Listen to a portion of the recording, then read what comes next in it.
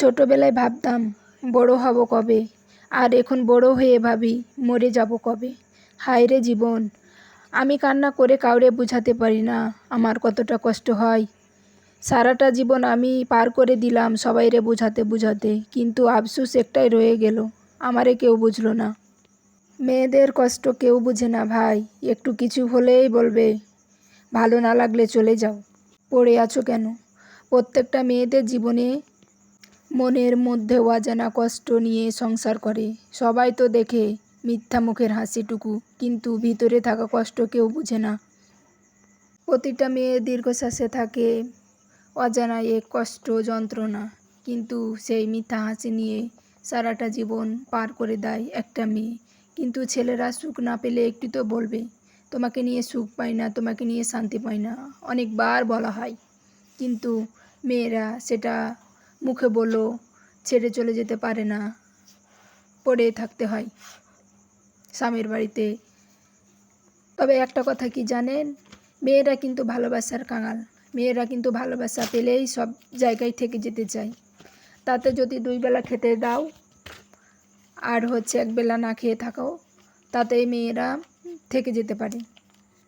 তবে একটা সংসারে যতটা ধৈর্য ধরে একটা মেয়ে থাকে, সারা দিনের কষ্ট যন্ত্রণা চুপ থাকে, দিন শেষে কিন্তু আল্লাহ তাআলা তার ওপর বেশি শান্তি দেয়, রহমত দেয়। কিন্তু কয়জন বুঝে, কয়জন থাকে। তোমার পরিবারের সাথে তোমার যদি রক্তের সম্পর্ক হয়, তবে আল্লাহ তাআলা স্ত্রীর সাথে আত্মার সম্পর্ক সৃষ্টি করেছেন বা তৈরি করেছেন। আর পরকালে রক্তের সম্পর্কগুলোই থাকে না পাশে, কিন্তু স্ত্রী পাশে স্বামী, স্বামীর পাশে স্ত্রী পড়ে থাকে। কেউ কাউকে ছেড়ে যায় না। স্বামী চলে গেলেও একটা স্ত্রী তার স্বামীকে রেখে চলে যেতে পারে না। তবে কি জানেন, মেয়েরা কিন্তু ভালোবাসার কাঙাল। ভালোবাসলে মেয়েরাকে আটকে রাখা যায়। আর নষ্ট করার জন্য একটা ছেলে যথেষ্ট। একটা মেয়ে কিন্তু নষ্ট হয় ছেলের কারণে। কারণ ছেলে যদি একটা মেয়েকে ভালোবাসে না দেয়, অবহেলা করে, তখন ওই মেয়েটা নষ্টাম্য শুরু করে দেয়, নষ্ট হতে বাধ্য হয়। আর যখন সে মেয়েটা নষ্ট হয়ে যায়, তখন বলা হয় যে মেয়েটা নষ্ট, খারাপ, থাকতে পারেনি, সংসার করতে পারেনি। কিন্তু কেন যে নষ্ট হলো সেটা মানুষ আর দেখলো না। যখন মনের মধ্যে কষ্ট হয় তখন ভাবি যে আল্লাহ কেন দুনিয়াতে পাঠাইছিল, আল্লাহ কেন মেয়ে মানুষ করে পাঠাইছিল। আর যখন সুখ পাই তখন বলি যে আল্লাহ মেয়ে করে পাঠাইছিল তো ভালো হয়েছে।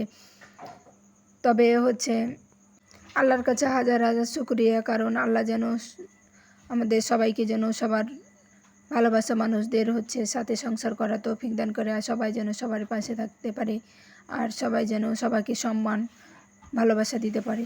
তো এই তো দেখুন আকাশটা অনেক অন্ধকার হয়ে গেছে, বৃষ্টি পড়তেছে। আসলে এখন যেহেতু বর্ষাকালের প্রতিদিন বৃষ্টি হচ্ছে, আর প্রতিদিন ঝড় হালকা বাতাস হচ্ছে, তো এখানে বৃষ্টি পড়া শুরু করে দিয়েছে। আজ সারাদিন রোদের, 3 দিন থেকে রোদের কোনো মুখ দেখা যায় না।